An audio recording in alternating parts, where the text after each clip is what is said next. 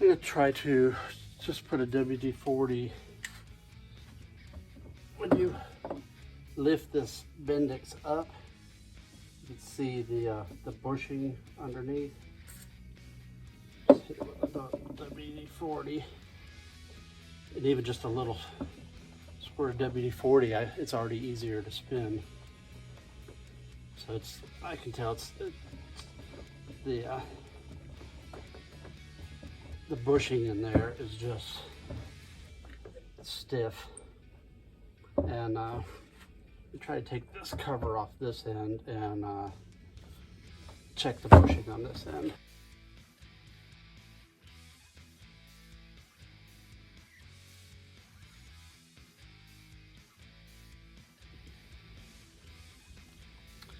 Okay, the screws were a little rusted in place, and when you take them out, they go the whole length of the starter. So,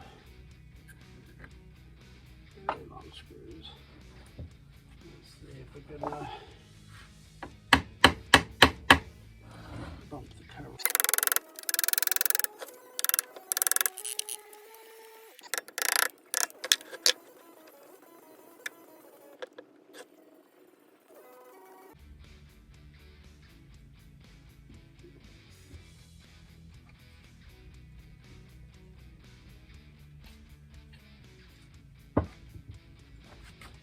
Now we gotta see if we can get the brushes back on the commutator.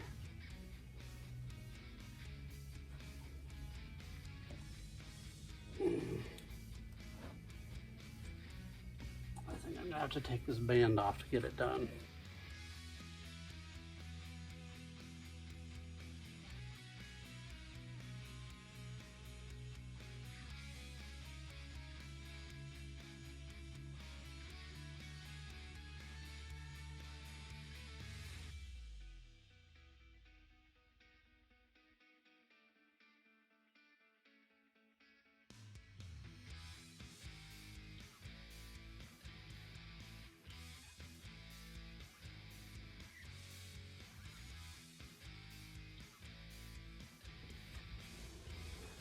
Okay, after fighting with it for 10 minutes, finally got the, there's 4 brushes that you have to get on the commutator, and they're attached to this rear cover, and finally, then they're spring loaded, so you have to, against the force of the spring, get them back on the commutator. And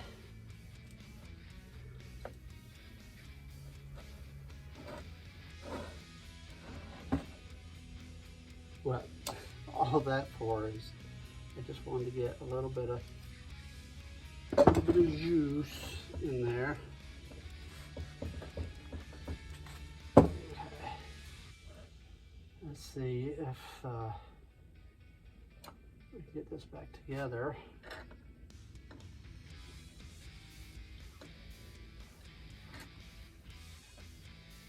Line up the screw holes again.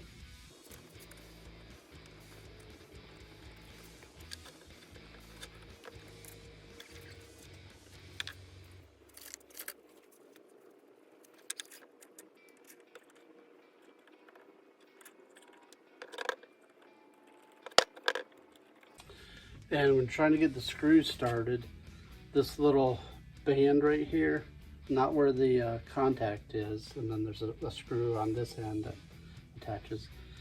These housing screws align through the center of this to the other end cover. So, take these back down.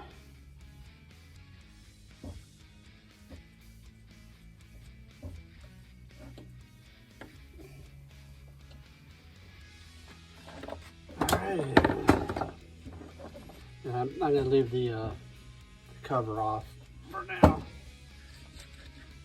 Much easier to spin though. They say you should be able to spin it with just using your fingers. And this little Bendix drive should have a little bit of oil on it. Now this one's just been gunked up for 60 years. move freely. And then the spring, you should be able to squeeze it and it come off the see right here when I squeeze the spring, you know, it comes off, and the pinion gear here moves up and down. But you can see it's much looser than it was. Let's see what it'll do now that I'm filthy. All right, we'll go with the positive ground again and see what we get here.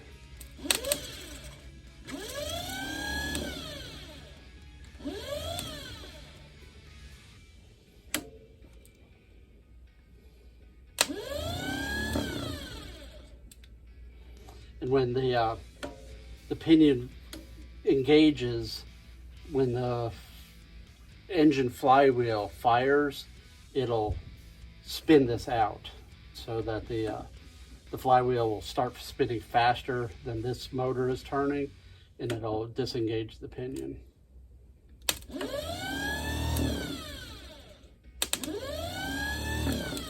Actually sounds pretty good now.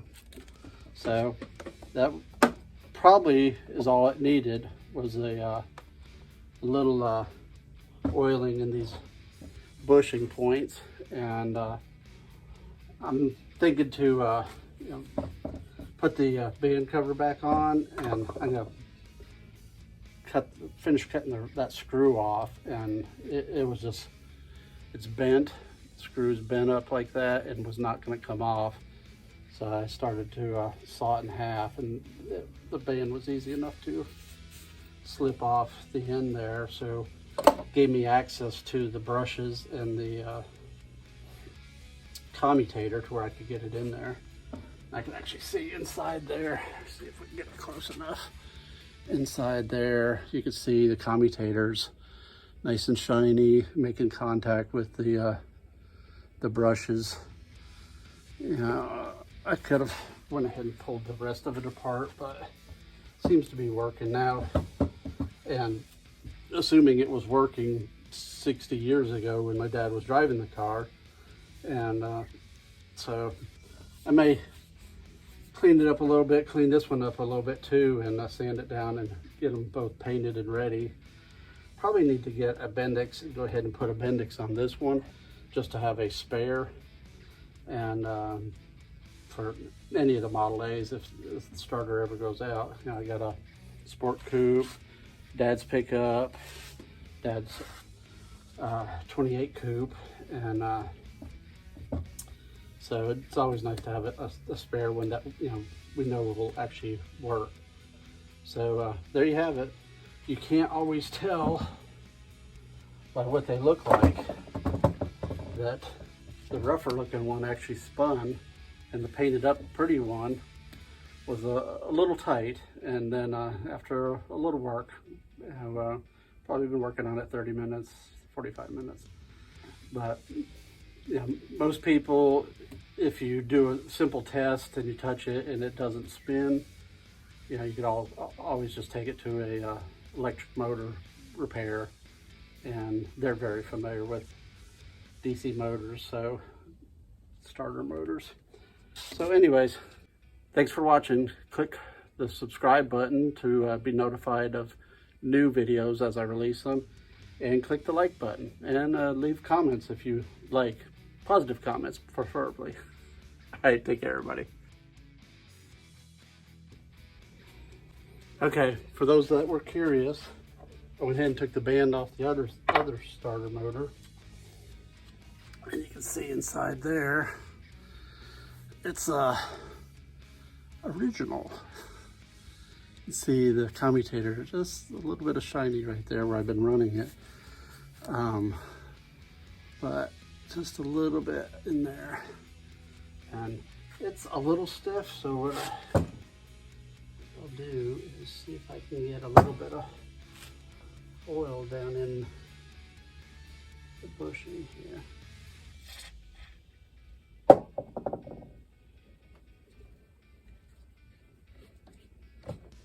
Oh yeah, now she's spinning nicely. I put some up here at the top too, at this bushing.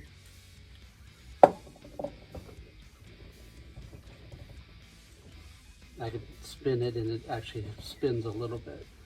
So I think this one will be all right. You know, it was working, but now it spins even more free.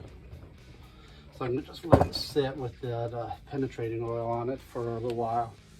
And I didn't want to put too much so it's not gonna leak everywhere, but let it sit in there and see if it loosens up even more. May try to run it with the battery some more and loosen it up, clean up that commutator a little bit. But for those interested, clean this one up a little bit too. All right, everybody, take care. Okay, one more quick tip on DC motors, that if you get some electronic cleaner, which is special for electronics, you could take it and spray the commutator and brushes in there, and that'll clean up that contact, and then spin it over, and it'll just remove some of the dust and debris and carbon from the brushes and allow it to get better contact. And see, now both of these are spinning much nicer now. And but the electronic cleaners will kind of rejuvenate the brushes and the commutator without having to take it all apart. Like I said before, if any of the tests fail, and you know, you'll just have to take it to a specialty shop for DC motors and DC starter motors, and they can check the field housing and armature, you know, and make sure it's all in specs, and put new brushes in it, new bushings, and actually really rebuild it. You know, this is a more of a refresh and get it working. And so that's the tip. Take care. So as you can see, the prettiest ones aren't always the functioning ones. Like if you go to a swap meet or something, and some of the stuff you gotta watch out for, like having all the Bendix and stuff, that can get expensive if you have to replace the Bendix and the gear. Make it function. The chrome doesn't get you home. The whole paint doesn't make it either. So just keep an eye out for that and watch out for that stuff.